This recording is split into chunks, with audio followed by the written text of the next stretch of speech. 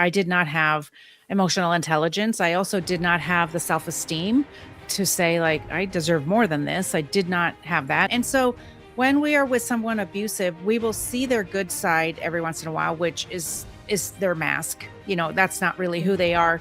And so that to me was very confusing. The gaslighting, the breadcrumbs, which is that little bit of reinforcement, was so confusing to me. I'd say, like, oh, he can do it. And look, he's being nice and things are good.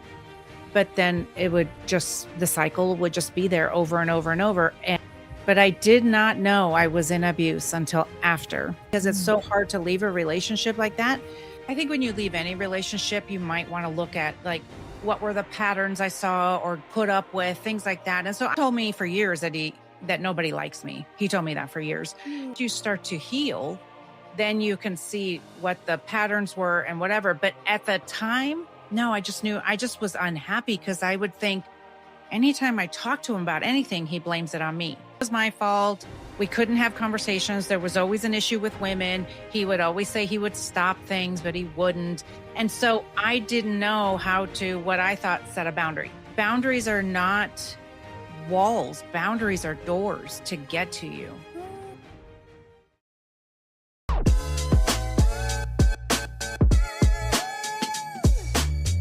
Sometimes the hardest stories to recognize are the ones that look perfectly normal from the outside.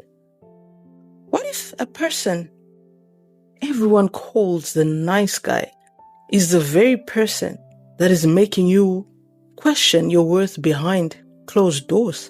What if you spent years believing that you are the problem when you never were? Today's guest is Laura Richards, international podcaster, #1 bestselling author, speaker, and host of That's Where I'm At podcast. After surviving 32-year marriage to a convert narcissist, Laura made it her mission to help as many women as possible recognize the signs of emotional abuse and discover that healing is always possible. Everyone else, her husband was kind, respected, and admired. But behind closed doors, Laura lived on eggshells, constantly trying to earn approval, wishing that never came, and slowly losing herself along the way. Everything changed when she finally understood what had been happening all these years. Instead of staying silent, she chose to speak. Today, through her podcast, her best-selling book, she's helping women reclaim their voice, rebuild their confidence, and realize you are never alone. If you've ever questioned your worth, felt like you could never do enough, or wondered if you were the problem, then this conversation is definitely for you. And I really thought that I was healing from 33 years being with someone who didn't even seem like he liked me. But what I started to unravel as I started doing my healing work is that I really didn't know who Laura was ever for 55 years, at the time. And so I started to go on a journey of healing that inner child, and also learning how to set boundaries, because that is one thing I did not know how to do. And that to me really changed my whole life. So I had met my ex in college. We were very young, and we got married very quickly, and started our life together, which I thought was everything I had wanted, right? And that's what he said he wanted. But life wasn't always easy, and it wasn't always happy. And that's the hard part about when you are in emotional or psychological abuse. There's not really a direct hit. When you are in emotional or psychological abuse with someone who I call a narcissist, they are constantly manipulating you and abusing you in ways like with gaslighting and backhanded compliments. They may cheat. They may do things, hide money from you, things like that. All things that you don't know are happening. It's all behind the scenes, and outside of the home, they are one way. and they are what everybody thinks is such a nice guy. He's wonderful, maybe doing things in the community to appear a certain way. And then at home, you're really having to beg for every crumb of attention and of acknowledgement. And I didn't know that these things were bad, for one thing, because I did not have emotional intelligence. I also did not have the self-esteem to say, like, I deserve more than this. I did not have that. And that's one of the reasons why I named my book Married to a Nice Guy, was because outside of the home, he really was, oh, I remember where I was. So I remember where I was. At home, I was begging for crumbs.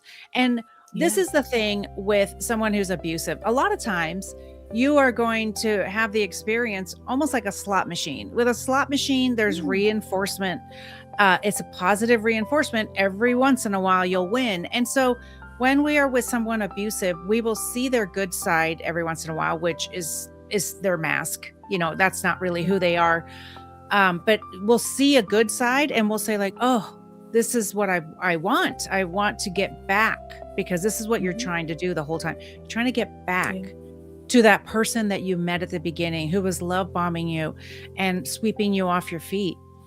But that person was just the person who lied to you to get you into the relationship. And so that to me was very confusing. The gaslighting, the breadcrumbs, which is that little bit of reinforcement, was so confusing to me. I'd say, like, oh, he can do it. And look, he's being nice and things are good. But then the cycle would just be there over and over and over. And that's what keeps you trauma bonded. And a trauma bond, you chemically attach to your abuser because of the good and the bad, the good and the bad, good and the bad. It's just over and over. And I did that for 33 years until I decided one day that I just couldn't do it anymore. But I did not know I was in abuse until after. So we can talk about all that, but it's very common, because psychological abuse doesn't look like abuse.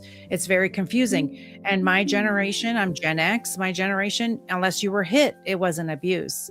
And so that's why I speak to everyone. I speak to women in midlife mostly that are in my generation. That's like, it's more than just getting hit. Wow. And the fact that you're saying that you didn't even realize that you were in an abusive relationship until maybe it was it was after. It was about 3 months after that I started to unravel it. It's very common because I felt very ashamed. And I'm like, how did I not know? But I didn't know. And that's why we talk about it, because everything I just told you, he was nice to me, but then he wasn't. Then he was nice, and then he wasn't. So that's not enough for some people. It's hard because it's so hard to leave a relationship like that, because when you try to tell people what's wrong, it just sounds like, well, my husband is mean to me. No, that's not it, because you don't have the words for what is happening. They're psychologically manipulating you to have you reliant on a pattern of abuse, so that over and over and over, they can continue to give you a breadcrumb, but you can't live off of breadcrumbs. You'll starve to death. No. Wow. Yeah. Mm-hmm.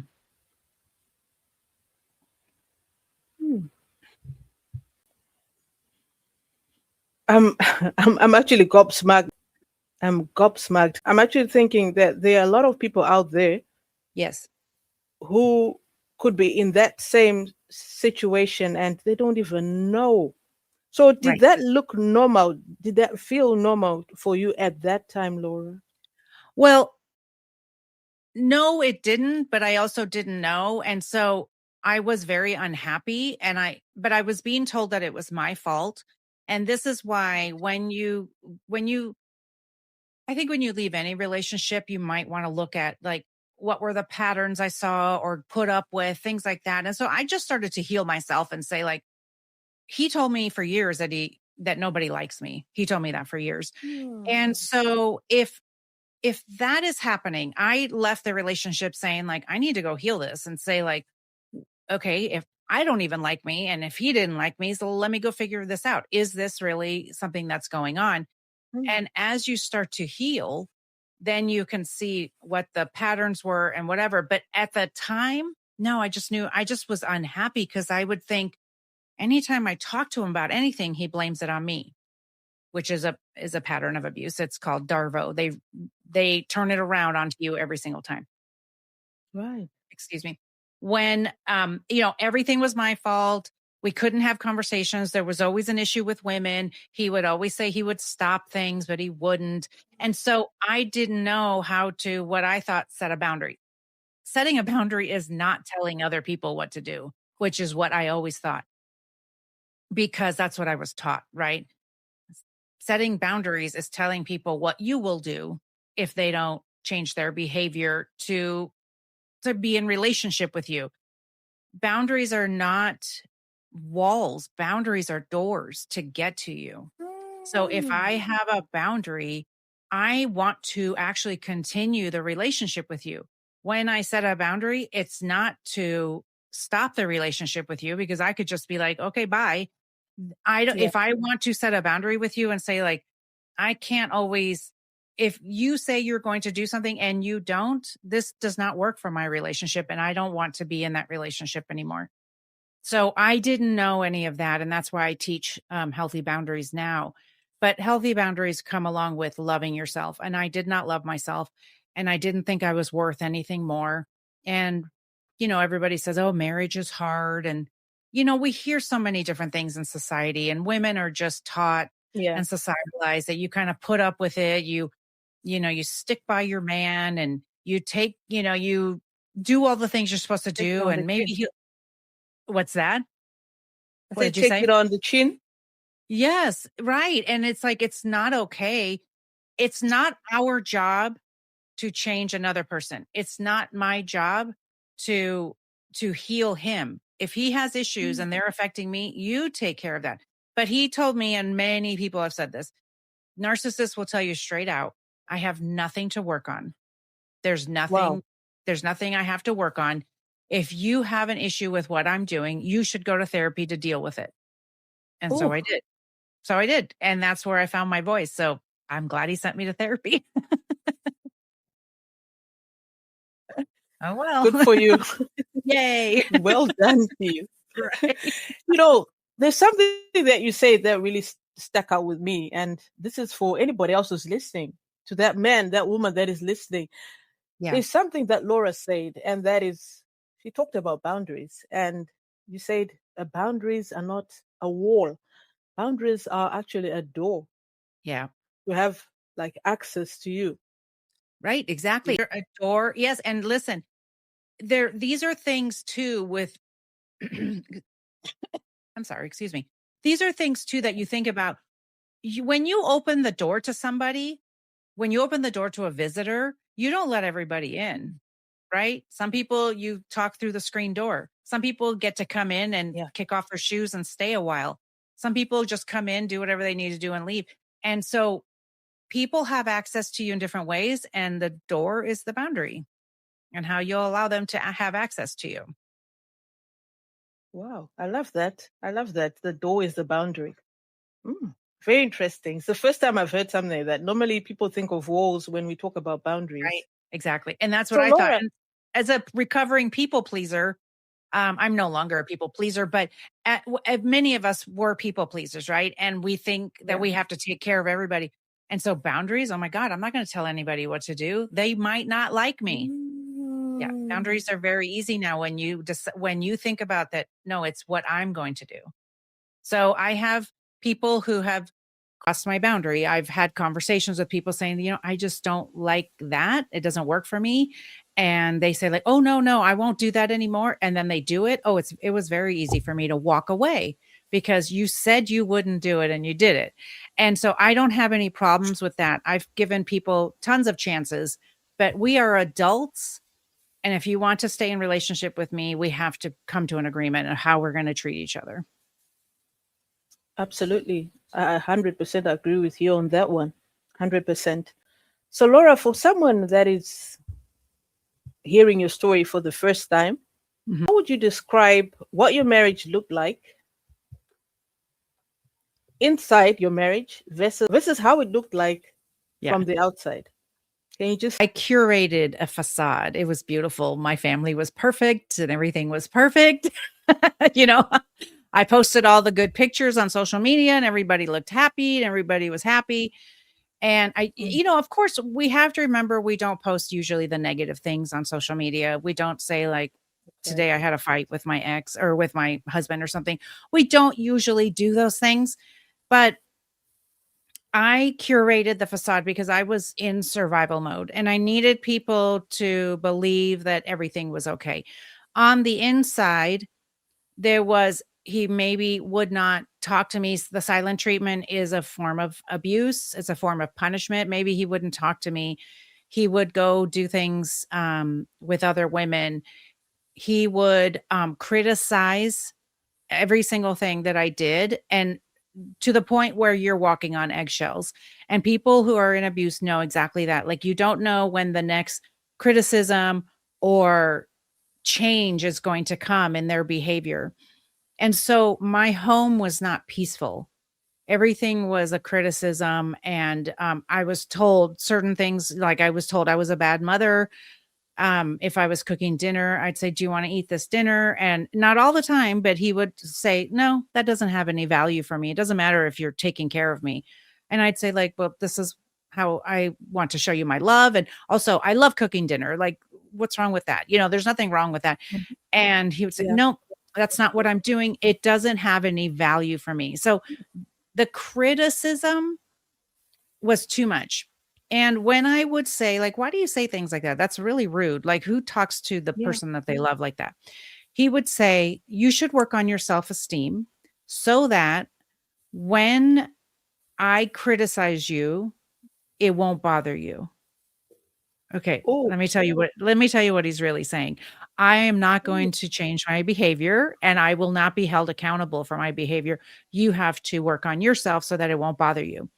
But listen, again with the boundaries, we're the never nerve, going to the we're nerve. not gonna stay in a relationship with someone for too long. Like, I wouldn't stay in any relationship for any length of time with someone who's telling me, criticizing me, and when I ask them to stop, they don't stop. That's not okay, and we are worth more than that. But when we are in abuse, we don't know that we're worth more than that. I know. You're, Oh, like, shaking your head. I like know. seriously, I mean, Yeah. wow. Oh, I mean, the fact that you were cooking for him and you still had something to criticize you for. Always. Sometimes he'd walk past me while I was cooking, and he'd get into the fridge, and I'd be like, "What are you doing?" "Oh, I'm gonna check and see if there's something else to eat." And so when we are saying these things, sometimes I'd be like, "I don't this it was just mean." And my friend would be like, "I don't even know what you guys are fighting about." And I'm like, "I know, because you're so confused." Because is that enough to walk out on your marriage? No. But it's death by 1,000 cuts. Every time you get cut, Yeah. you're gonna bleed to death eventually. And that's what you have to decide. Who wants to be in a relationship where every single thing that happened to you, you are being criticized or you are being mocked, every single thing. And so now I walk through this world with joy to be able to say I enjoy Taylor Swift and I like this kind of thing, and like, to say certain things without anyone criticizing me, because I now have the confidence to say, well, I enjoy that. You don't have to, but I do. But to not hear anybody say anything to me. It's like the simple things. The Yeah, simple things. exactly. Mm. Wow, and that must be so liberating, to be honest, having to have someone constantly criticizing you, and yet you're Yeah. making so much effort. And Right. Exactly. you mentioned walking on eggshells. Mhm. Can you just highlight to us how that looked like on a day-to-day basis? Yeah. It was Here that you were, feeling. Oh, so I'm sorry, go ahead if you wanted to say something else. understand. So here you were, not knowing whether you're walking on eggshells today or Yeah. tomorrow. It's the eggshell day. It was just unpredictable, right? It's actually, if I think back to it, it's all the time. So it's the anxiety you're feeling, and so, like, maybe you hear the garage door open, and that means they're home, and you, like, jump up from what you're doing because you have anxiety, like, "Okay, now what's gonna happen? Is he going to criticize me because I was sitting down watching TV? Is he going to criticize my cooking? What is he going to do?" And that to me it was too much. It was the constant walking around in anxiety. And that's what walking on eggshells is. You try to be very quiet.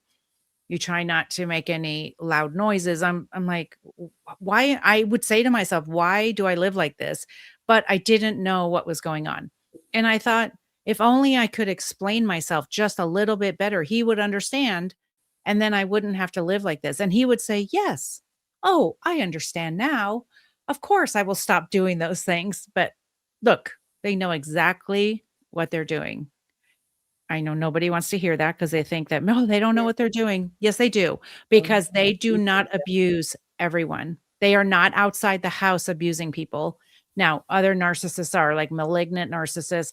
There's covert, which is what I had, which is one way at home, one way out in public.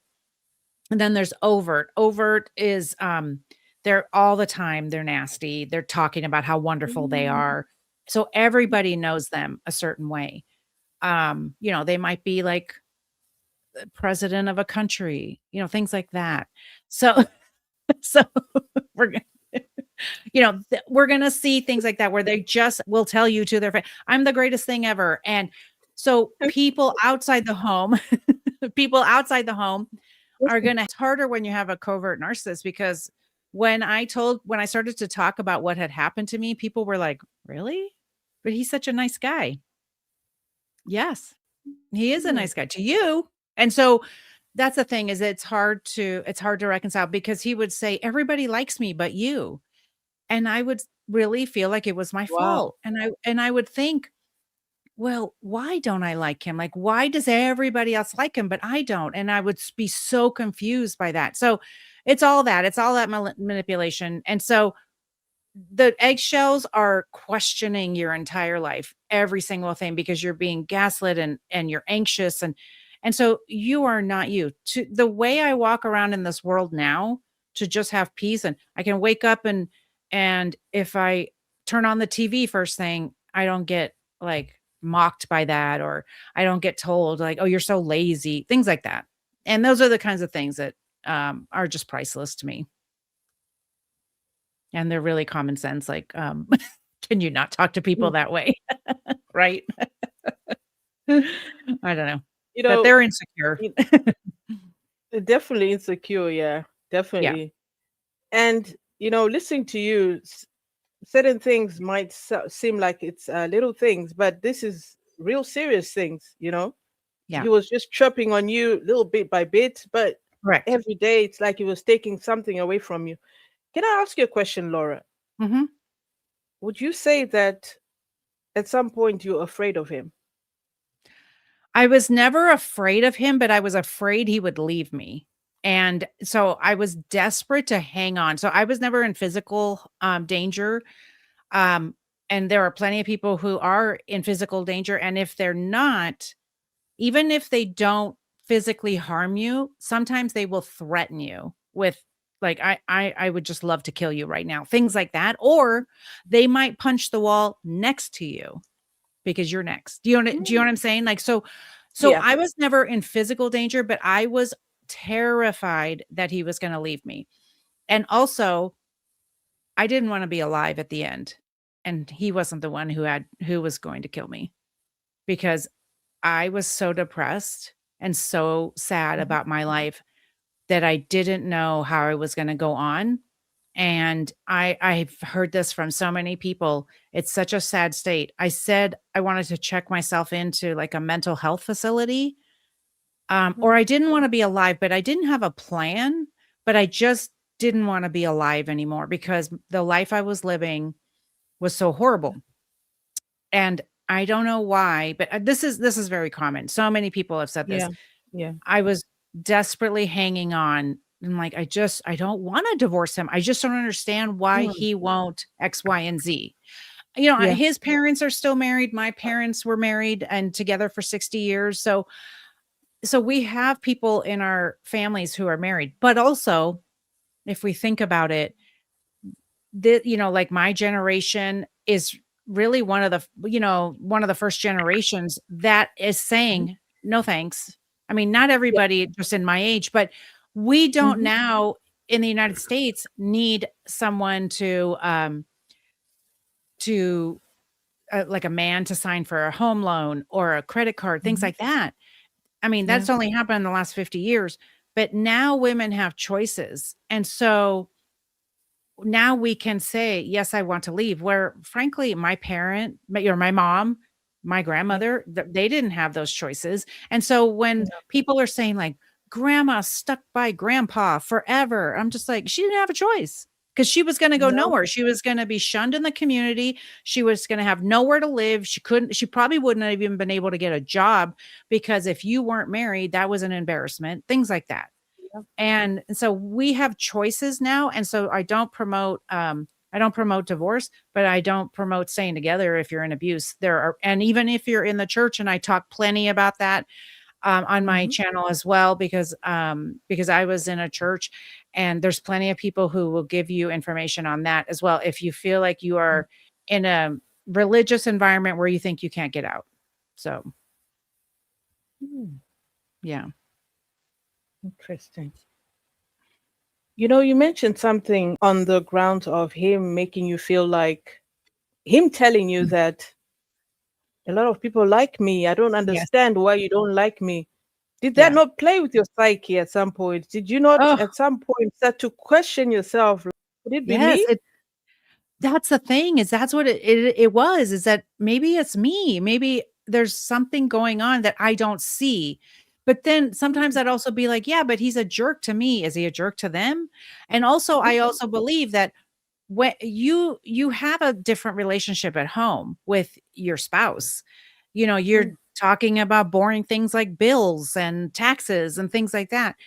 Those are the kinds of things that sometimes cause friction in marriages. When you are out in public with your friends, you don't have to have those serious conversations. You can just be the life of the party and have the best time. And so I would say those things. I'm like, but we're not living the same life. Our life at home is different. And then sometimes I would think to myself, yeah, but do you treat them like crap? Because because if you do, then they wouldn't like you. No. So, yeah, it was really hard to reconcile. And of course, he would also tell me that people didn't like me. And so I had a really hard time. I did not love myself. I didn't have the self-esteem. And so I would if I used to think that if someone told you something about yourself, that you should work on that. So if I was told that people don't like me, I needed to work on that rather than taking the time to, have some introspection and say like, well, is that true? Like, or Yeah. is he trying to manipulate me? I didn't have the emotional intelligence. I didn't love myself enough to have those conversations with myself. It's like, now I do. When someone says something, now I can say like, wait, is that Question it. true? Yeah, I can question it and really look at myself. And it makes sense. It actually makes sense that at that point you didn't have the emotional intelligence, because look at it. You've been going through this for a long time. So at Right. some point it ends up messing up with you. You end up questioning yourself. So it's all normal. I'm just wondering, was there a point whereby you believed that this man was going to change? Were you hopeful? Yes. Yes, for the whole 33 years. I really thought so, because this is one of the reasons why we hold on to the hope. I lived off of hope and breadcrumbs. That's how I lived, and I starved to death. So this is one of the reasons why, is because at the beginning they are showing us this wonderful man that they are, and they're sweeping us off our feet, and they're Prince Charming, and they're giving us all these things, and they're gifts and love and words. And then when they change, it's to now you want to get back to that. Well, I saw it at the beginning. So that's what I spent my life doing, going, well, I know he can do it because I've seen him do it.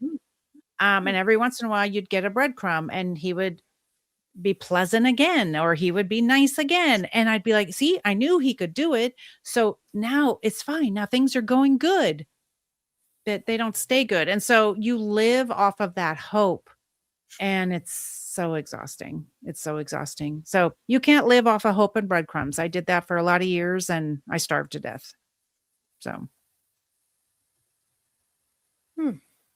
Wow, very interesting. Yeah. Very It really interesting. does. It does mess with your mindset. It really does.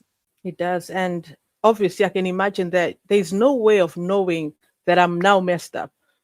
I'm sure it ends up starting to feel like this is the norm. This is how everybody else is Right. kind of living. Yes. Yes. And so that's why when you start to work on your self-esteem, and why in the last few years of our marriage, I started to work on boundaries and my self-esteem, why things started to change in our marriage and how I eventually got out, because I didn't know I was in abuse. And the reason I asked to get out, and I say asked because I kind of was the one who brought up the divorce. He did too, in a way. I talk about it in my book. Yeah. Um, the the reason is because I said to myself, can I live like this for the rest of my life? And I said no. And so it didn't matter to me. Listen, nobody needs for me to give you a checklist to see if he's a narcissist. Nobody. If Mhm. you cannot live the rest of your life with nothing changing, because they will not change. I'll just tell you right now, they will not change because they don't think they're doing anything wrong. So you Mm. are not following the rules. If you would just follow the rules, everything would be fine. Well, I'll tell you right now, I abandoned Mm. myself in every way possible and followed every rule, whatever that meant. Mm. And I was still miserable and still was going to die. And so you think you can play by their rules and everything will be fine. It won't be, because if you give them an inch, they're going to take a mile. And so I just asked myself, can I live like this for the rest of my life? And I said, no, I can't. And that was enough for me to get out. And I had to be okay with whatever anybody was going to say, any disappointment I was going to be to anybody. I had to save myself. So, and my kids were proud of me. So that was enough for me. That was Yeah. good. They saw Yeah. I was miserable. And that's it. Our kids were grown at the time. That our oldest was 29, and yeah, they were all proud of me. So, and they still are proud of me. So I'm not worried about it. They are the only people I care about. How I feel about myself and how they feel about me. So that's it. So, Absolutely. At least you have led by example to them on how yeah. not to stay in an abusive relationship forever. So Yeah. you've done And very well. how to show people how to treat you. Um Mm. learn, because boundaries, of course, boundaries are not just for relationships or Yeah, romantic relationships. Boundaries are for everybody. that's You right. can have narcissists Yeah. and toxic people in the workplace, Friends, in your friends. Oh yes. workplace. And in church. And I've dealt with all of that. And so that's definitely something I talk about on my podcast and on my social media. And also I'll be writing another book on that, because when I pulled one thread, the entire Mm. sweater unraveled, because I Wow. noticed that, yes, I was the common denominator, but that's because I had learned patterns that were the same everywhere. And so I had to break the patterns of allowing abuse in my life and what I was going to go along with. So I had to learn how to break those patterns. And you definitely broke those patterns. You did. Yes, I I want did. to understand something. I want to understand more on covert narcissism, because many people, when they hear the word narcissist, they think of someone Yes. who's loud and obvious. Yes. But what makes a covert narcissist different? Mhm. Just educate us on that one. Sure. And I pulled up a definition in case, but the covert narcissist at home is where they will take the mask off. When they are out in public, they're wearing the mask, and the mask is them being maybe quiet and see, this is the difference, right? They're not going to Mm. be like, they're a little quiet. They might be a little passive aggressive. They might be shy or empathetic. They might be serving in the community. People will call them a nice guy, a good guy, things like that. He's just one of these people. Maybe he's in the background. He'll help you out if you need a ride somewhere or if you need help Mm. moving, very generous that way. And then at home, I mean, would neglect his family to go help a stranger. Okay. So it's, you know, narcissism can start from emotional neglect from the mother. And so the emotional neglect continues to run through their relationships, because once they get you into the long-term relationship or the marriage, okay, now the emotional neglect it will start, and you are emotionally neglected. Your emotional needs are not met. You're being too needy, things like that. So you're going to see such a big difference. That's why when we were out in public with friends and they would be like, "Oh, I just love your husband. He's such a nice guy. He's so Mm, great." And they would tell me all these things. mhm, I would have such a hard time with that because I'm like, yeah, but at home, he neglects me. He doesn't hardly mm, talk to me, or he calls me too needy. If I would bring up something and say, I wish we could be closer in this way, or maybe we have different conversations. He'd, "Oh, mm, why are you so needy with all that?" So, mm, that's mostly you're going to hear about the way they are a nice guy or a good guy out in public, like model coworker, things like that. Um, so that's the difference you're gonna see. And truthfully speaking, Laura, how did that make you feel? That your family, your friends saw this man as someone who's amazing, Yeah. someone who's so good. I mean, they couldn't relate to what you were talking about, Yes. and you couldn't even relate to what they were Right. talking about. Are we talking about the same man? Yeah. So How so how con did that so make you feel? confused. Oh, How so did that make you feel? confused. I really questioned my sanity. I really felt insane. I Mm, questioned my sanity because I kept every time we went out with friends and they would tell me how great he was, or I would see him with his friends and I'd be like, I don't I don't understand. So I loved going out because I would get the good side of him, right? But then when we'd get mhm, home, it was the side I always saw. The mask came off and he was, kind of mean. And so being out in public, I lived off of those things. Going out with friends, I lived off of that because he was such a great guy that way. I didn't realize that was his mask, that's the show he was putting on. I didn't realize that. But I was very confused by it and I questioned my sanity, especially if I would bring something up. It's like, why do you do that when we're out in public, but you don't say that at home, or you don't do that at home? He'd be like, "What are you even talking about?" I do that. I am that way. And so they really do think that the show they're putting on is who they truly are. They're very mm, delusional that way. They really just think like that we are the problem. Okay.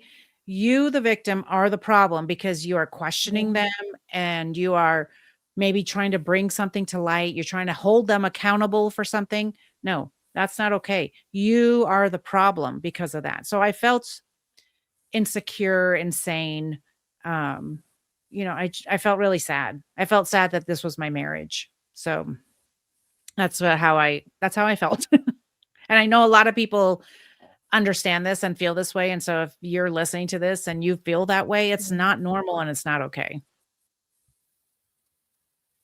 I can definitely see the picture of what you mean, that you were feeling sad Yeah. because you're now stuck in a place whereby no matter what you say, you can't even express your Right. feelings. You can't express what exactly you are going through to that person that you are with, because everything will be turned around against you. Right. How to not talk. You learn how to be quiet. And that to me, Mm, that's not a relationship. I have relationships yeah. now with my friends who I have discussions with them and say like, "Oh, what about this thing?" "Oh, a couple weeks ago you said this to me and I've been thinking about it and can we talk about it?" And if you said that to a narcissist, they'd be like, "God, why are you always bringing up the past and everything's always a problem with Mm, you?" And that's not a relationship. I have spent all my life being told that because I ask questions, I'm a problem. But that is not true. Okay. When we ask questions, it's because we are trying to understand something. And I will never stop doing that. And the people who are trying to get you to not have boundaries, okay, they don't want boundaries, are the mhm, people who benefited from you not having any boundaries. So those are going to be your biggest complainers. The minute you start um, the minute you start showing them you have boundaries, yeah. those people that really benefit from you not having boundaries, they're going to be your biggest complainers. And I saw that in friendships. I saw that in my family.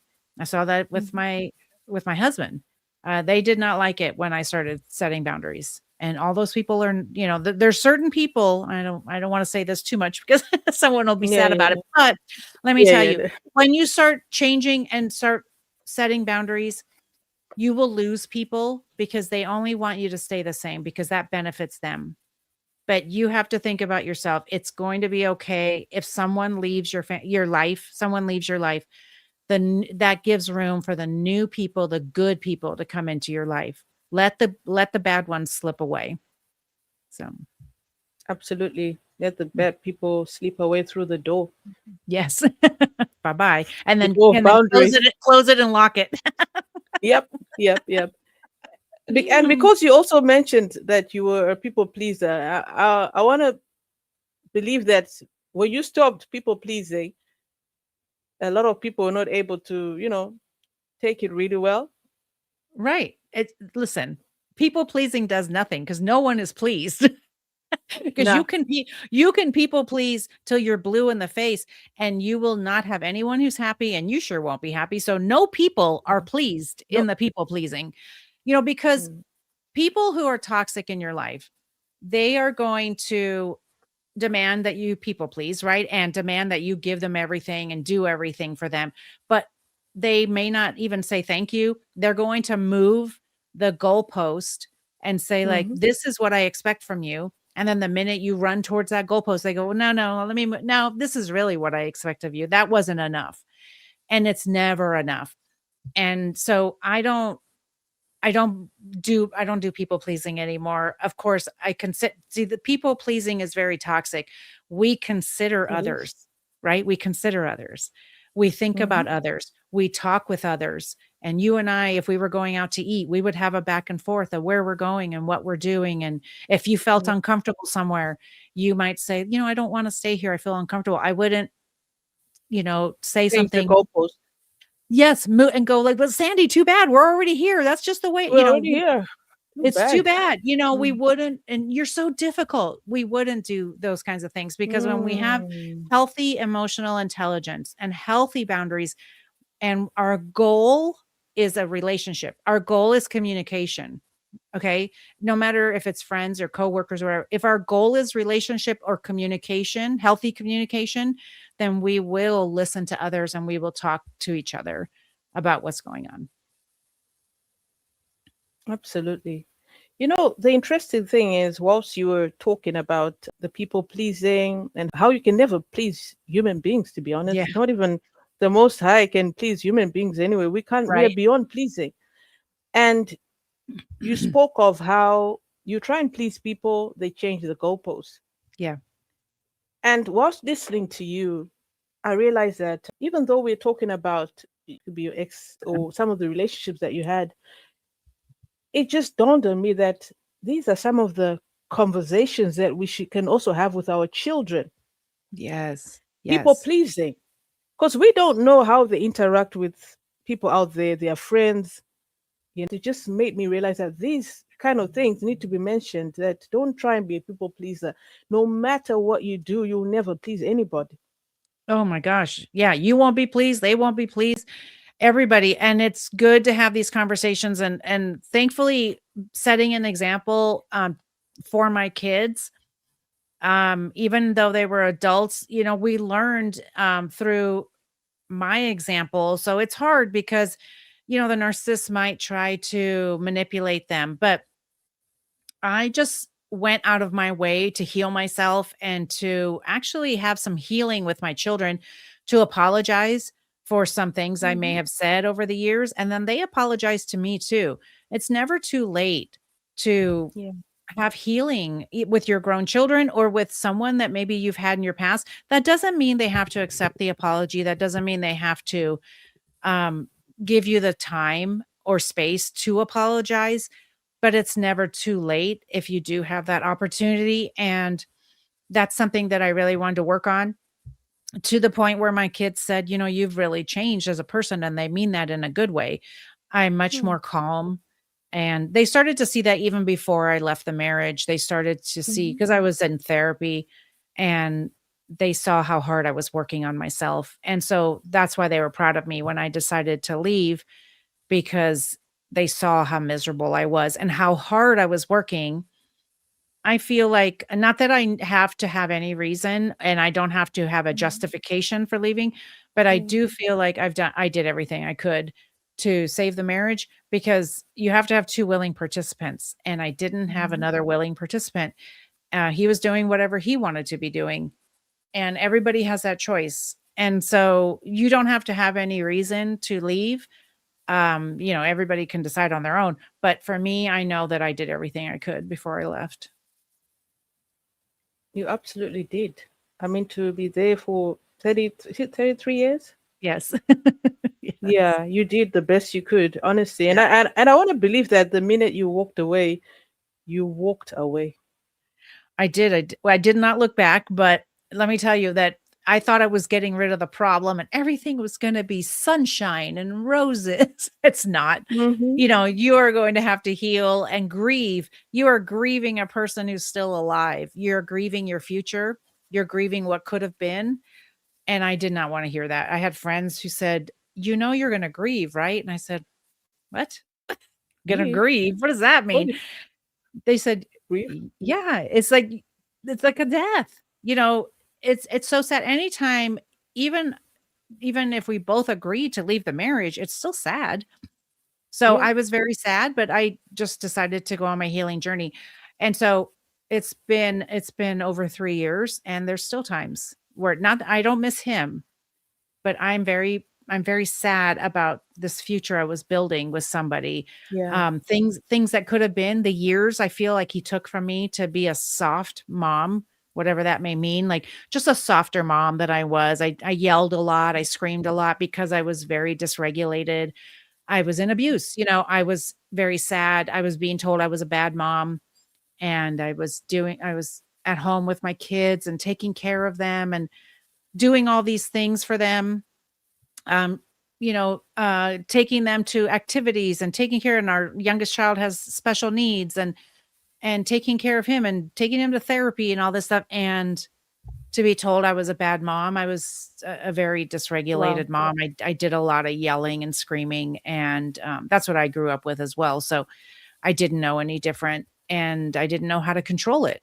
I really didn't, because I'd say, "Why can't you just tell me I'm doing a good job?" He's like, "Well, you're not, because of this, this, and this." So I could never, and so I just try harder. And so that's why now, I have a little granddaughter who's a year old, and so she is going to get the healed version of me, and my kids have the healed version of me too. They're grown, and we're still talking and healing, and we talk about things. And I used to still apologize for a long time. I'd say, "I thought of this thing and I want to apologize." And my kids would be like, "We're done apologizing. We already forgive you. Stop it. Like, we are Mm-hmm. just going to live our life. If you think of things, just, forgive yourself and move on. But we are all okay. So just be done." Yeah. And that's so beautiful to me, to get to a point where I have that relationship now with my kids. So it's great. And then I get to be, Ab- I'm the cycle breaker for my family. And I see that in my granddaughter. She's not going to grow up in a house and in a family that, gives her any kind of anything, like, talks to her in any way that shouldn't be talked to, and demands of her to be a certain way. And that, no, like, do what you want, be who you are, and be beautiful to the world, because we need more people who are beautiful in the world. Yeah. Be just generous and loving and caring to everyone. And that's what I want for her. And I know she'll do that. She has great parents. So She'll definitely do that. She will, yeah. because you have now shaping her future. Yeah. You are in a far much better place, and I want to believe that she's gonna get the best more Yes. than her parents got. Yes. You know, So the I best laugh, way. I laugh. There's that toy dinosaur in Toy Story, and then there's so that one, I saw a little meme about it, and the toy dinosaur in Toy Story, the smiling little dinosaur. It's like, that's the grandma. And then and then Oh, like a dinosaur from Jurassic Park going, "Ah," that was me as a mom. And I've sent that to my kids, and they're like, "Yeah." Like, it's just "Sorry. about. Sorry about that."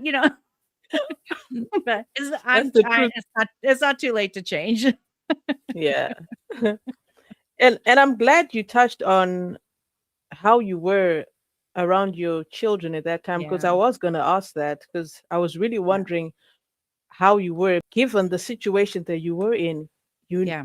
I'm sure you definitely needed a venting. Yeah. You just needed to be venting all the time.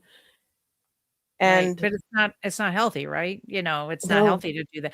And it's shameful. And so it was hard to find people to talk to about it. Also, I didn't really know I only had a few really close friends where I could say, like, he tells me I'm a bad mother. And that was to mm, me shameful. And so I don't know if I yeah, ever told anybody that in now that I'm thinking about it, because that was shameful to me because I thought, mm, like I said at the beginning, if someone tells you something about yourself, that means you have to work on it. So if I'm being told I'm a yeah, bad mother, well, I have to work harder to be a good mother. And now when I look back, the parts I was a good mom in a lot of ways. Was I yelling and screaming at my children? Yes. So of course that's the bad part.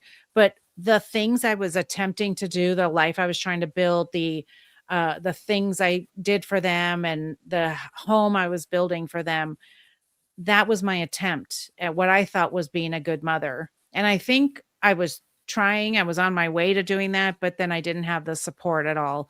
And it's very shameful. And so I didn't have a lot of people to talk to about that. I would go to therapy and talk to the therapist about that. And then every once in a while I'd bring him in and he'd say, "Oh, yes, you are a good mother. Yes, you are." And then we'd go home and he'd mm, say it again. So that's how they're different. Okay. So mm, yes, in therapy, oh, look at me. And you shouldn't go to therapy with a narcissist. You shouldn't go to therapy with someone who's abusing you, which I didn't know I was being abused. So because mm, there's an imbalance of power and they will manipulate the mm, therapist. They always do. They'll manipulate the therapist. And the therapist, if they're not trained, may not see it. They will, and so I had a lot of people who didn't see it. They just told me he was a great guy, and I was another day where I didn't have anyone understanding what I was going through, and even I didn't understand. I just knew, like, I was miserable. That's all I could say was, "I'm miserable, and I don't know why, and I wish I was a better mom, and I wish I was a better wife. I wish I was better." And because they're always moving the goalposts, how do I get to better? There's no end to the mm. better, you know? And I'm glad that you've brought up what you've just said.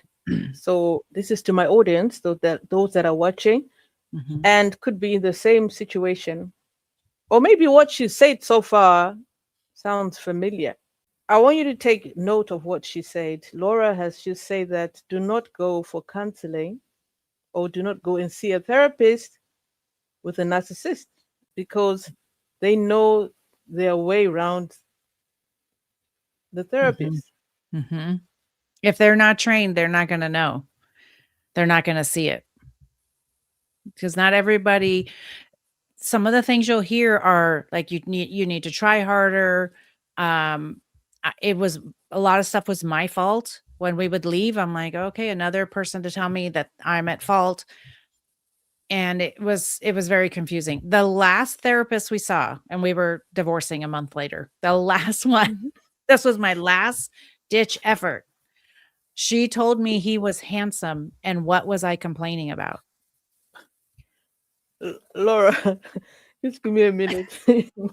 So, like, oh my, I was so done. Laura, I was like, "Okay, all right, everybody, see you later. I'm out."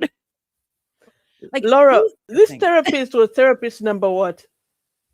I'm sorry, what was that? She was therapist number what? I mean, I how have many no therapists idea. have you seen? Oh, so many. I don't And know. I mean, but it was the last one. We were filing divorce papers a month later. I was done. I'm I'm I glad that was was the last one. That Like, was the last one.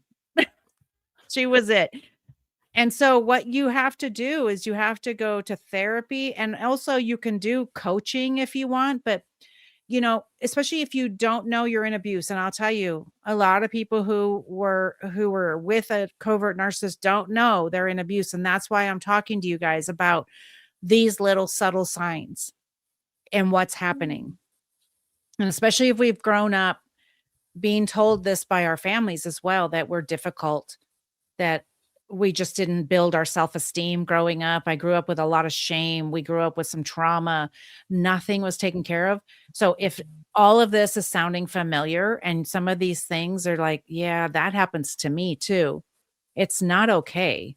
And that's why talking to someone who is trauma informed will help you. And if you are in the United States, I have resources for you to help you find a trauma informed therapist to go and talk to them.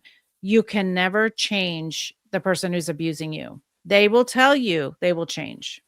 They will not. And if you give them a chance, I guarantee, this is statistically proven, I guarantee they will get worse. So don't give them the chance. They promise. Listen, there's no shame in going back because we've all done it. It takes a woman 7 tries before she leaves an abusive relationship. And so there's no shame in that. I mean, because we're trauma bonded, we're chemically attached to them. I understand that. But they will not change. They will lie to you and tell you they've changed. They found God or something, some bull crap, they will tell you that. And then when you come back, it gets worse.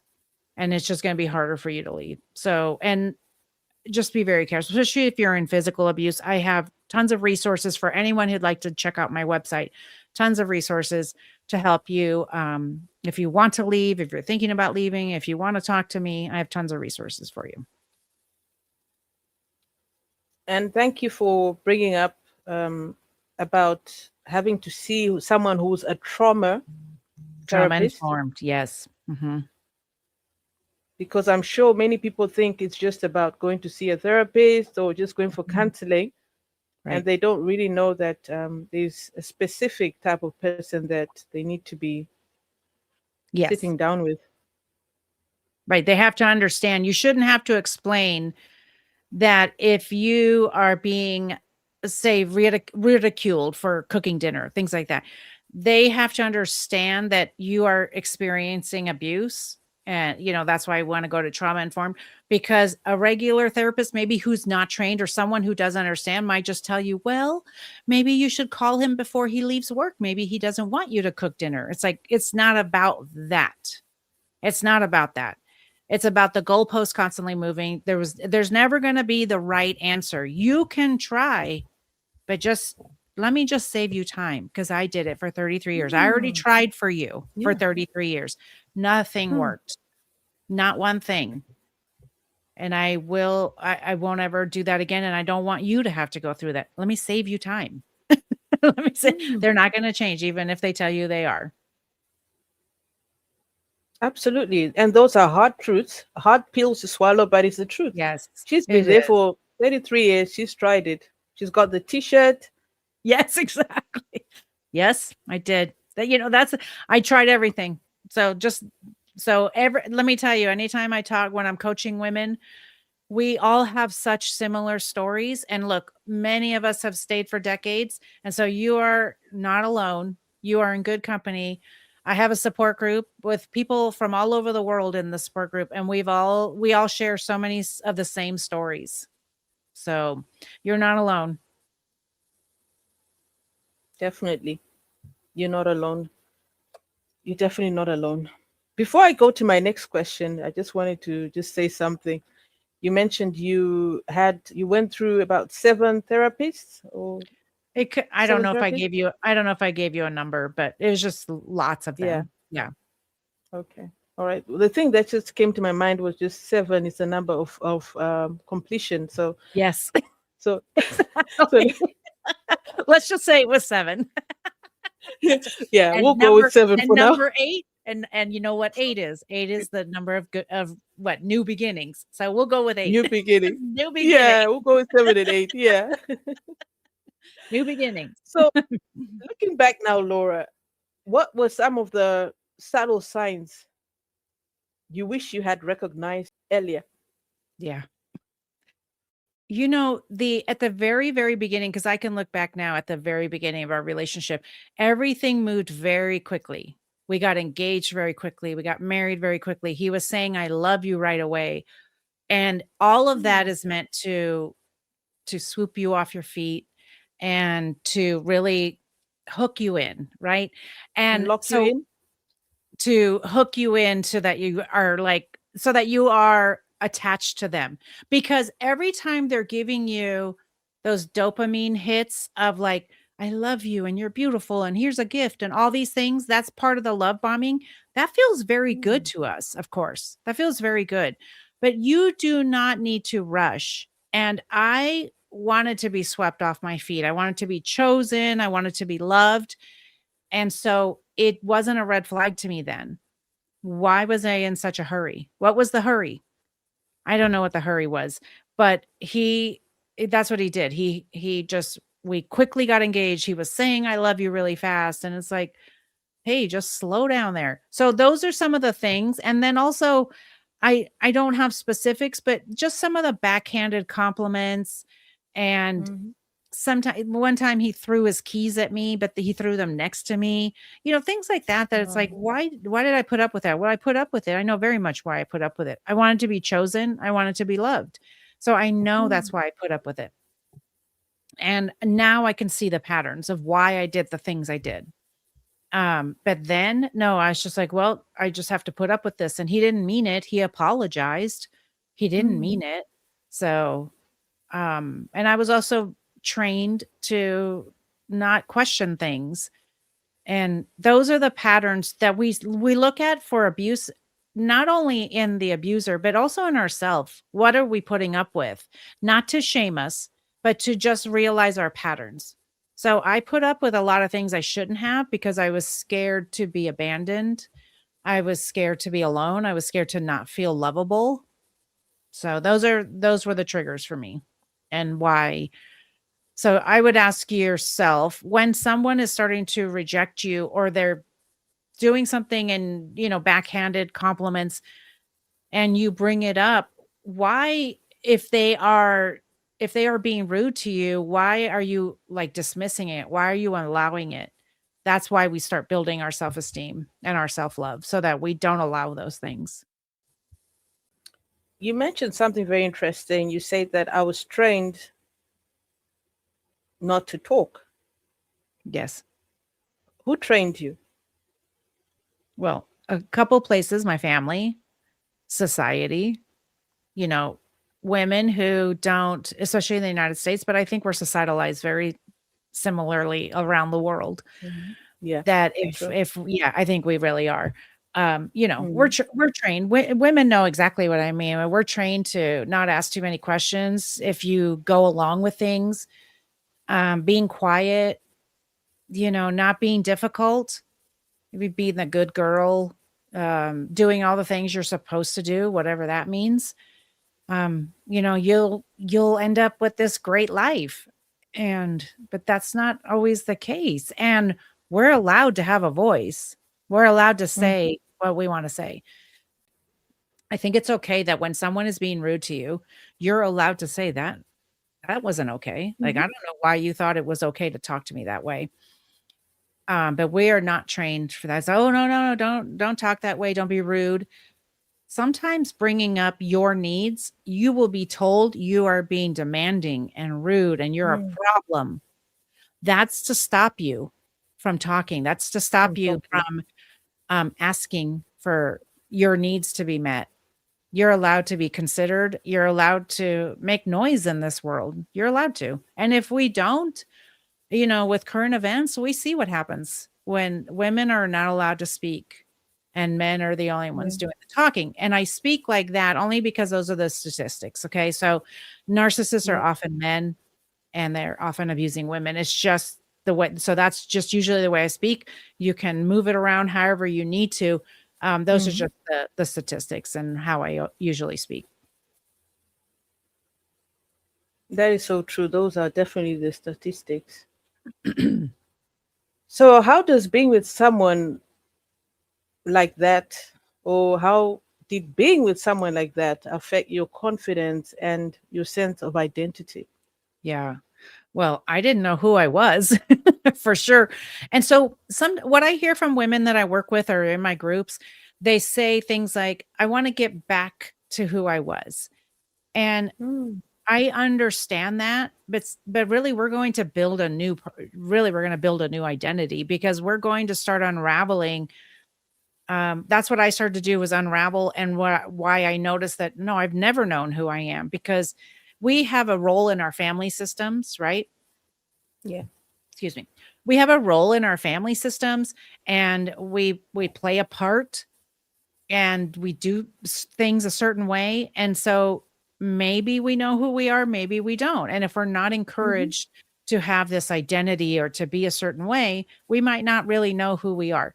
Then when we are in a marriage that is abusive, Mm-hmm. then we still don't know who we are. So it really completely messed with everything. I didn't know who I was. I'm still learning. I always say, it's been about 3.5 years. I say that I was born 3.5 years ago because we're learning. Mm-hmm. I'm learning who I am. I'm still learning, what do I like and don't like, and did I only like that because of him, or what? And so one time my son asked me, "Do you want to make red or green enchiladas for dinner?" And I said, Mm-hmm. "I don't even know, because I was never Yeah. allowed to choose the color. Your dad chose the color." Mm-hmm. And so I'm like, "Well, let's pick what we want and see what we like." Mm-hmm. And when you are in abuse, you don't have that, right? You don't have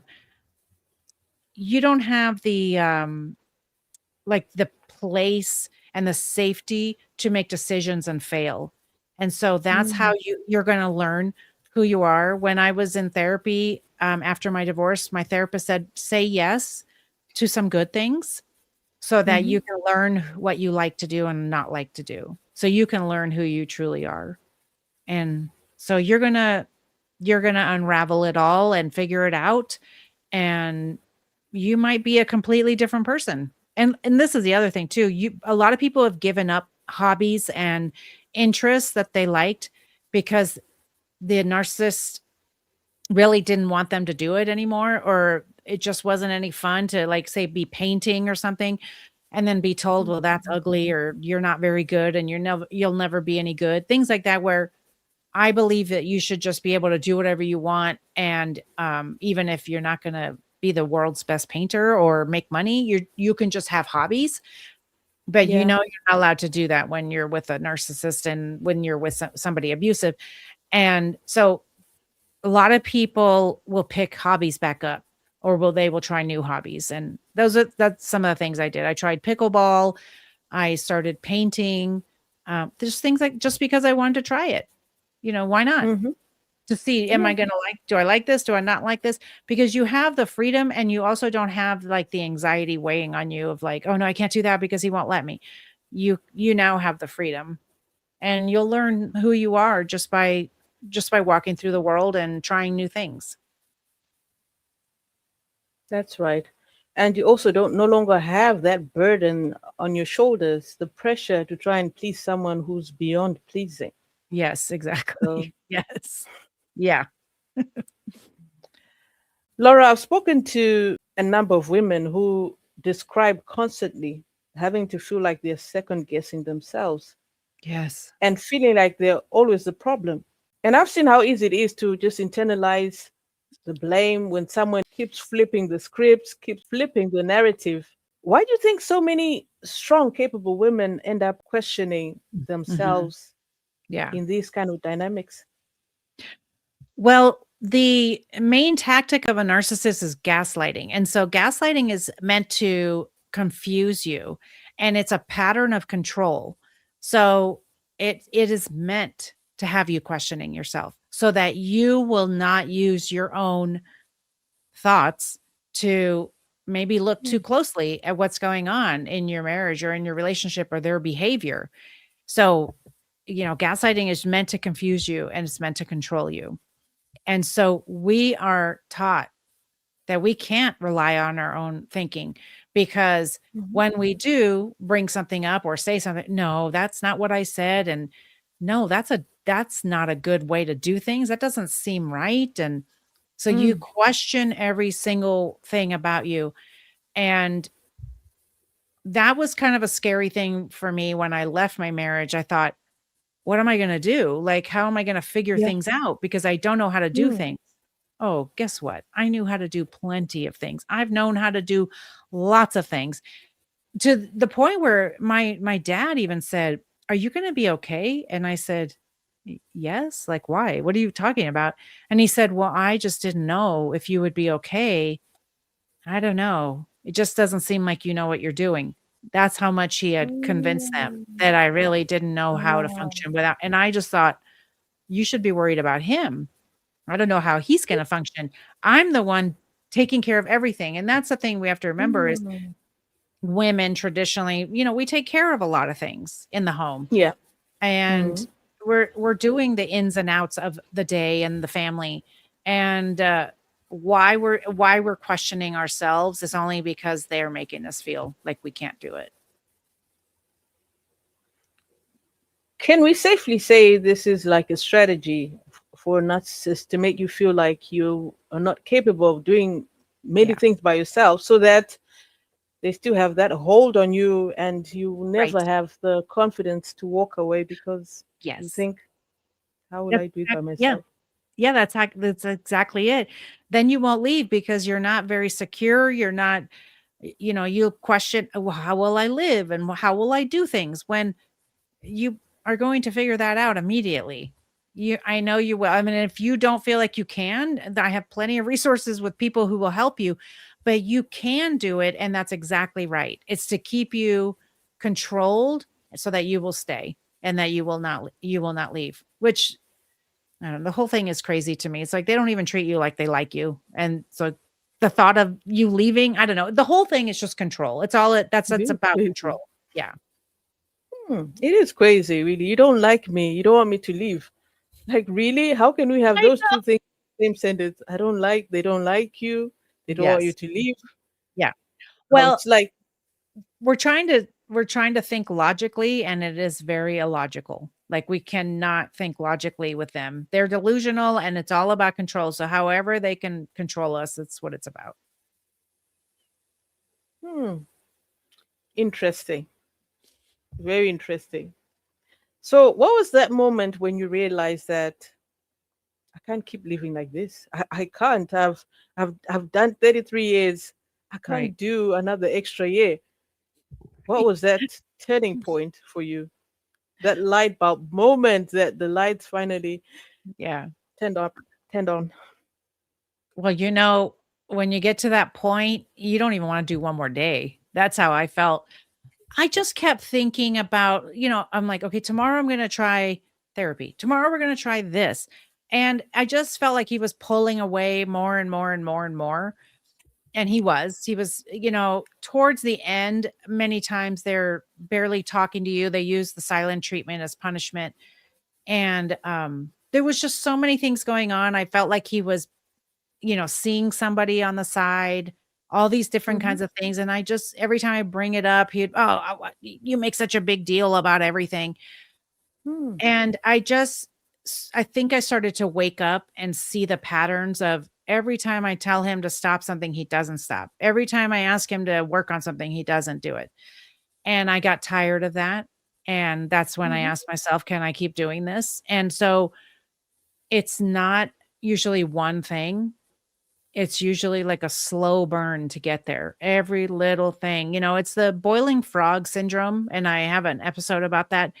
The boiling frog is there's a frog in water, and then the Hmm. heat is turned up and they don't realize that they're being boiled. And that's what happens Hmm. to us. We don't realize that the heat is being turned up little at a time until all of a sudden we're like, what is happening? So that's all it just took a little bit at a time for me to finally say, "I just can't do this anymore. I just can't." That's a very interesting analogy. The boiling Mhm. frog. Yeah, Hmm. The heat is turned on, but they don't realize what is going on. right. Wow, Mhm. that is interesting. So, what felt the hardest about breaking the silence? About breaking the silence of what I had been through? Yeah. Okay, so it's so funny because when we first got divorced, I started just kinda talking about my healing journey Hmm. on social media, just kinda talking about it because I didn't know I was in abuse. Okay, I still didn't know. And Yeah. I had told everybody I'm gonna go no contact. I don't wanna hear anything about my ex. I wanna just go heal. Like everybody just like leave me alone. And so somebody accidentally told me that he was dating somebody that I suspected he had been dating. And that second, that flipped the switch, because when you look at my videos before that time, I was still very cautious of what I said about him. I was being really nice and whatever. And then, just like, oh, well, we just got divorced and, things just didn't work out. The minute I found out Mhm. about Mhm. her, that You was turned it. on the camera. I turned it up. I was never going to be quiet ever again. I was so furious. I didn't sleep for 3 days because I was so upset. Mm. Because what that said to me was, well, it started to make sense for narcissistic abuse, because I had been suspecting that there was gaslighting, but I didn't really know what that meant. And so I Mm. started to understand it. And then the minute I heard about that relationship, I said, oh, this makes so much sense. So I kind of got a download, and many people talk about that. I started to see videos about it. I started to talk about it. Mm.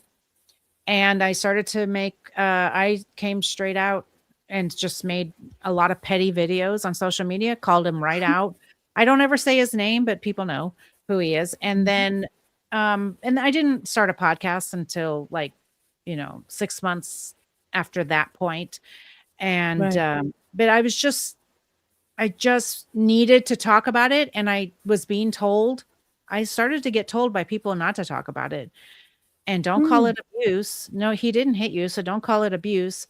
And that Oh, is wow. one of the reasons why I talk about it. Because yes, it is abuse. And Mhm. we're going to talk about this. And the only thing that not talking about it does is protect the abuser. And Mhm. I do not protect abusers. I don't. And so if your baby feelings are hurt, abusers Mm. out there, you're getting your baby feelings hurt. That's not my problem. You shouldn't be abusing people. Don't abuse, and I don't have to talk about it. It would make my life That's simpler. right. I don't know what to tell you. Absolutely. Yeah. Absolutely. You're not taking one for the team anymore. No. And I even have somebody who told me, I had two people the other day who told me, you really shouldn't be talking about this. So what did I do? I made a video. You're going to tell me not to talk about it? I went and made another video. Telling you, that's why I say 3.5 years ago, I was born, because I am a Yeah. completely different person. You will not stop me from talking, because I didn't talk for so many years. And Mm. we see on a global stage now the effects of abuse, right? We know this, and not talking about it, being the good girl, and don't talk about things that we shouldn't talk about. No, come on my podcast. I will give you a microphone and we'll talk about it all. And we don't say names. We don't say names, Yeah. but we Mhm. we talk about what has happened to us so that people don't feel alone. I've had women talking about sexual abuse, religious abuse, domestic abuse. Mm. We talk about it so you don't feel alone, because I thought I was alone. Who taught me that? Because of course other people had gone through it, but I didn't feel like that. And so many of us feel alone when we go through something tragic, that we need to talk to others. And so that's what I do. Well done to you. Well, Well thank you. done. I mean, this is your time for healing. This is part of the healing process, to be It honest. really is. It is. Yeah, And you've that's been why trying it doesn't make for a sense long to some time. people. Yeah. And it doesn't make sense to some people that speaking out and speaking on social media and speaking on my podcast, that doesn't make sense to everybody. Understand. Yeah. Some people think, you just do your healing behind closed doors. But no, I did that. That didn't work. And all it did was protect abusers, and no one got healed. And my this is the thing. When you talk about things and people tell you to stop, it's their own discomfort. Okay? It's their level of discomfort. Do I stop and consider, okay, yes, should I stop? I actually did that. The first time I was told to stop talking, I did take a couple of days and said, well, should I stop? I couldn't stop. I literally Mm. couldn't keep my mouth shut, because I don't know how many people I had coming out of the woodwork saying, Laura, did you know my first marriage was abusive? Why would I know that? Mm. We don't talk about things like that. Yeah. You are sitting beside somebody, a friend, a stranger. You don't even know what they've been through. And they might be grappling that they feel alone and ashamed. But the minute we talk about things, shame is broken. And the minute we bring it to the light, shame is broken. And so that's why we're going to keep talking about it. We don't have to walk around in shame. We should not be ashamed. Like Giselle Pellico said after her trial, she said, shame is going to switch sides. We are not the ones who should be ashamed. Absolutely. Shame was going to switch sides. Mm-hmm. Absolutely. And I like something that you mentioned. You said you were reborn 3 years or 3.5 years ago. Yeah. That's powerful. That is powerful. You had the opportunity to be reborn. Yeah, you get the opportunity to change your life. And I didn't know how that would feel, but in the grieving, it's almost like it's like that phoenix coming out of the ashes, right? That in the grieving, it almost breaks you all the way down. This is not to scare anybody. I love therapy. I love healing because these patterns we've had all of our life, if they don't serve us, there's no reason to keep it. And through the healing process, the phoenix can be reborn. You can be reborn into something else, into a better version of you that is not waiting for approval from the external, from everybody on the external. You have to learn how to love yourself, and that is going to serve you better. Absolutely. You've had it for yourself. Yes. You've absolutely had it for yourself. And you said there's something you mentioned about silence. You say that silence protects the abuser. Can you unpack that for us, please? Yeah. Well, many abusers, especially if you are talking, people say like, well, I want to talk, but he said he'll get mad at me, or he said he'll come after me, things like that. I understand there's some legal ramifications for certain people or whatever, but why are they so concerned about us about us talking? And it's because we're telling the truth, and they don't want their image hurt. They don't want, and I always think like, well, is it true? Did you do this? Because if it wasn't true, then I guess it shouldn't bother you. But when we listen, think about stories you may have heard of children or people like that are adults talking about child abuse, and they said I shouldn't talk about it. It just protects the abuser. It protects the secret. They can continue not being held accountable. And I mean, that's the biggest thing, to not be held accountable. And we're seeing that on the global stage right now as well, with the president saying, why can't we move on? Yeah. So that we can protect the abuser. That's abuser language. Why don't you guys just move on? Why are you making such a big deal about this? Because it's a big deal. And so it's a big deal. And that's why when you hear things like that, when you hear people saying like, why can't you just move on from this? People have said that to me too. Like, oh, you're still talking about this? You sound bitter. No, I actually don't sound bitter. You are just uncomfortable that I'm talking about it. Hearing the truth. Yeah. And why are you so uncomfortable hearing this kind of truth? Yeah. And that's why that's what I asked the other day on a video. I said, ask yourself why it bothers you so much that I'm talking about this. Ask yourself, this is not my issue. I'm not going to stop. You should. So feel free to tell me to stop, but I'm not going to stop. And ask yourself why it's uncomfortable. It could be it's your own discomfort. Maybe you're not ready to look at your own trauma. I'm not asking you to look at your own trauma, but don't stop me. I am not in control of your feelings. I am not in control of your triggers. You are. Definitely. We are in control of our own triggers. Yeah. I mean, you can't go around trying to mind everyone else's triggers. No. You've got your own healing to look out for. You can't control everybody around you. You can't control anybody except yourself. So if something bothers you, scroll past me, don't listen to my podcast, but I cuss because if you've never been in abuse, well, congratulations. You may not understand why I cuss. It's the only thing that feels right.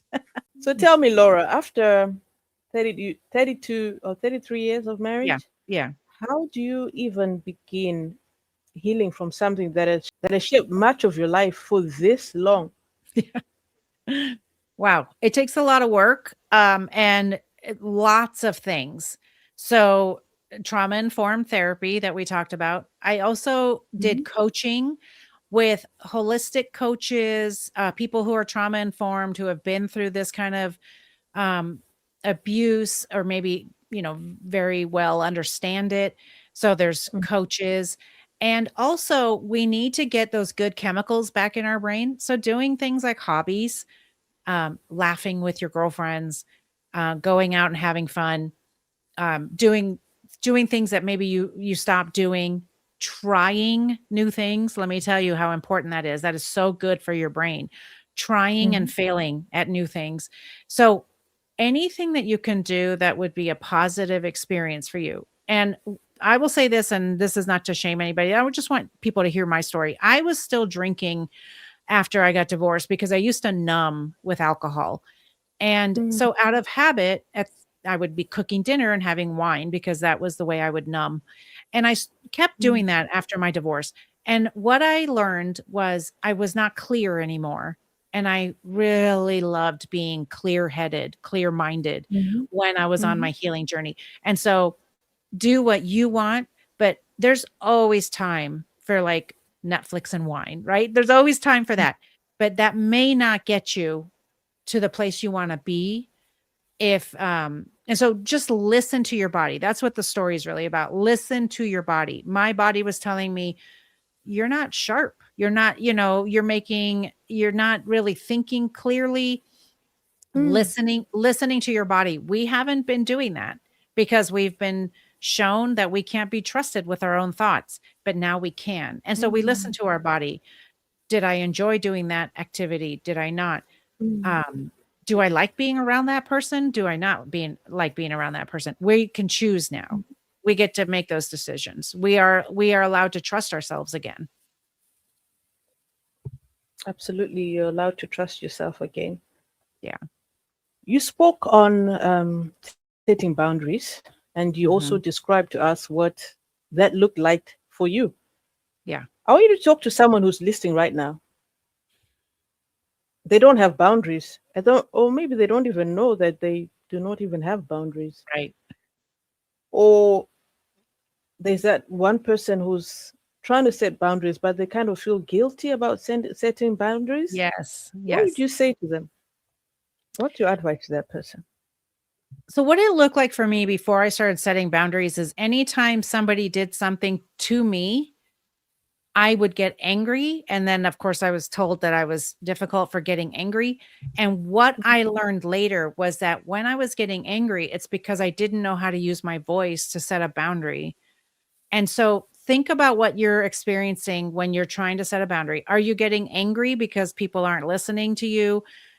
We have to remember that you might feel guilty because the person you're trying to set a boundary with has Mm. benefited from you not having boundaries. So, yes, That's the people who don't want you to have boundaries are going to be the loudest. You're going to feel the worst about it.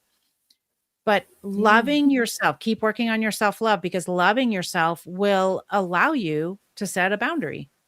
It will allow you to say, like, this doesn't work for me. I can't be in this. I had a 25-year friendship that Mhm. ended because boundaries were being crossed. And this is not the way to set a boundary. But I said, if you continue doing this, our friendship is over. Mm. So I gave that was it. I didn't have to give that chance, but I wanted to salvage the friendship. Yeah. And she told me, "Oh, no, no, no, I would never do that." Well, I found out she did. Whatever the thing was, I don't Mm. need to go into that. And so Yeah. I have to have a conversation with her? No, because I've already set the boundary. The boundary was our friendship will end immediately if you do this thing. So when she did that thing, our friendship ended immediately. I didn't have to do one thing. And so that was me setting the boundary. Is it sad? Yes. But feeling guilty is other people projecting onto you that you're being difficult for Mm. setting those boundaries. So think about, who are you feeling guilty with? Listen, family boundaries are going to be the hardest. I can't even go into that. That's like a big deal. Like, find people on the internet who are talking about Mhm. family boundaries, because those are the hardest.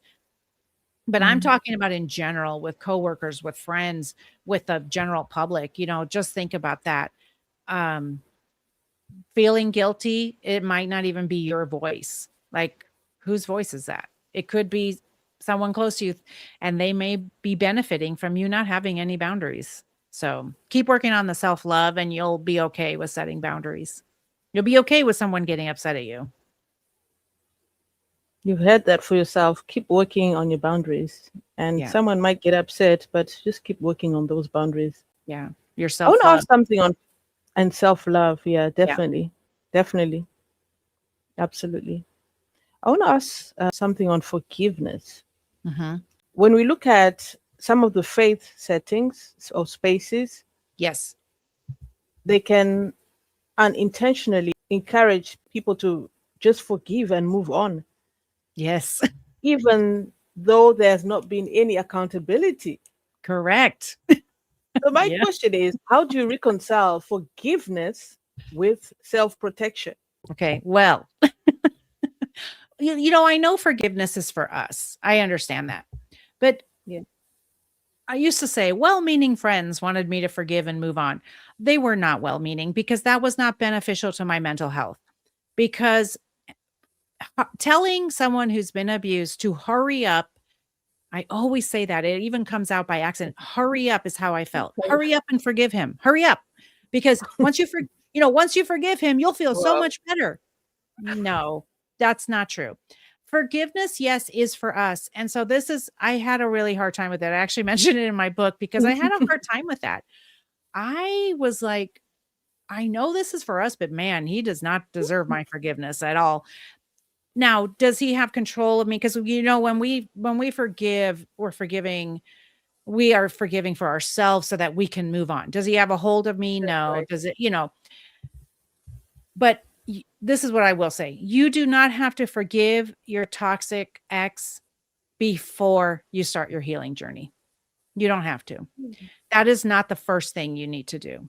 And you never have to say it to their face. Please. That is never going to happen. Look, you have to be okay with forgiving, or not if you don't want to, someone who is not sorry for what they've done.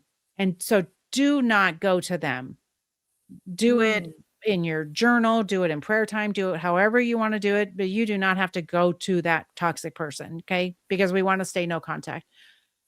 So I actually wrote it in the book, and if I knew which page it was on, I'd read it to you. But Mhm. Glennon Doyle, mentions that. She said, and I'm going to mess it up, but it's really something about that forgiveness.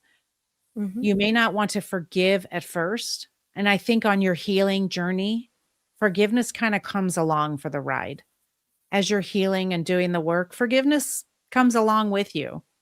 And so you Mm. start to forgive yourself for the things that maybe you stayed longer than you should have, whatever it is. We never shame for abuse. So Mm. but you are allowed to say, I forgive myself for staying longer than I should have, for putting up with things I shouldn't have. And if you want to forgive them, if you don't, I don't know. That just, Mm. it leaves a bad taste in my mouth, because Mm. it is so weaponized, and we have to be very careful with that. It's very much used as a weapon to get us to somehow, okay, this is how I feel, and like we just talked about, it's their own discomfort. So the people who were telling me to forgive and move on, it was, now looking back, it was their discomfort of me talking about this, because I think they thought if I forgave and moved on, that I wouldn't talk about it anymore. No, sorry. It's just gonna keep talking. In No, case I you had guys to are laugh on that wondering. one. I'm sorry. I'm sorry. I Yeah. had to laugh because ooh, let's put pressure on her to forgive real quick so that she Yes, doesn't talk about it. And in your case, you don't really need to like lift the phone up and tell him I've forgiven you. You can just never. forgive him from far. Yes, Yeah. exactly. Oh, yeah, you don't ever have to talk to the person you're forgiving. And in some cases, Think about like, say, an abusive parent who has passed away. You don't have the opportunity to say forgiveness to them because they've passed away. You don't ever have to talk to the person. Yeah, you can just do it in the privacy of your own home. That's because it's for you. Forgiveness is for For you. you, yeah. Yeah. And release yourself from that. Yes, exactly. Yes. That's a good way to say it. Yeah. Ooh, thank you so much, Laura. You've really shared a lot of helpful things. So, what advice, before we log off, before we Okay. take off, what Yep. advice would you give someone, that woman that is watching, or that man Yeah. who is currently in an abusive relationship? Yeah. And maybe like that time that you were in and you were not able to share it, you were in a place whereby you had no voice, you didn't have a voice. What can you Right. tell that man of that woman? Well, a couple of things. The same question I asked myself was, if nothing changed, could you live the rest of your life the way you are living right now? So ask yourself that. This can be for Mm. any kind of relationship, but usually we're talking about romantic relationships. But can you live like this for the rest of your life? And then it's scary to think about, leaving or going out on your own. And this is the encouragement I want to give you, is that it won't always feel this hard and it won't always feel this sad. There is hope and healing on the other side of abuse. Wow. Thank you. You've heard it for yourself. There is always hope on the other side of abuse. Yes. So, Laura, for those who've been watching this conversation and they want to know how they can get in touch with you Yep. or how they can work with you, since you've been there, you've done it, you've got the T-shirt. Yes. Where can they find you? Where can they find you? And you Yeah, mentioned you've got a book. I If you do. also, I have yeah, my show book. us Yep. that I book have my again. book, Married to a Nice Guy. Yes. It's slightly, yep. Married to a Nice Guy. Married to a Nice His guy. little Wow, that's mask. Yeah. His correct. little mask right I there. love that. Married to a Nice guy. My friend designed the cover. She did such a good job. She did a Oh, great job. So that she is took so my cool. vision. So I Yeah. talk about my journey, and my healing process. It's actually my journals. I took some journal entries and I talked about what I was going through, what it looks like. So I wanted you to see the real messiness of Hmm. healing. Hmm. But you can find me at that's where I'm at podcast.com. Every single thing, and all over social media. That's where I'm at podcast, also on YouTube. So I'm talking about narcissists every day. I'm calling them out. I'm showing you how to heal, and I'm giving you tips and tricks on the red flags, the way they treat you, and all the things. So we talk about everything. And that's where I'm at, podcast.com. And of course, all over any podcast platform, you can find me there as well. Perfect. Perfect. Thank you so much, Laura, for being open and for sharing your story. So, for those who want to get in touch with her, I will also put the link to her platforms in the comment section and Thank on you. the description. Thank you Thank you so so much, much. Laura. Thank you for having me, Sandy. I appreciate it. Thank you for your thoughtful questions, and for your openness to have this conversation. Thank you. You're most welcome. And I really appreciate you, the time, and for being open as well. Really appreciate. Of course. So, for those who've been watching and you have enjoyed today's conversation, let this be a reminder that because something looks good from the outside doesn't mean that it's healthy in the inside. And like Laura mentioned, that she didn't know that she was in an abusive relationship. It was only later and after she left. So if you've been listening to this conversation, just it's time to really sit down and think. Start take thought of the things that Laura has shared. If this looks so familiar and so close to home, it's time to rethink the situation that you're currently in right now. And if you want to express yourself, because most of the time you'd lose your voice, I want you to realize from what Laura has shared with us, and that is you're not asking for too much. You're not being too sensitive just because you've had to air how you're feeling. And one thing you need to realize is setting boundaries is not cruel, it's courageous. That's the only language that an abuser can understand. Let me remind you, you are worthy, you're beautiful, You're worthy of respect. You're worthy of empathy. And you're worthy of love that feels safe. And it's never too late to choose yourself. It's never too late to choose self-love. So if you've enjoyed this episode, make sure to like this video, share it with a friend who needs it, because I want to believe that you might have one or two people that you know that might benefit from this conversation. And be sure to subscribe to this channel so you don't miss out on any of the conversations that we will be having. So thank you for listening to Breakthrough Moments with Sandy. And until next time, keep choosing courage, keep choosing truth, and keep choosing freedom.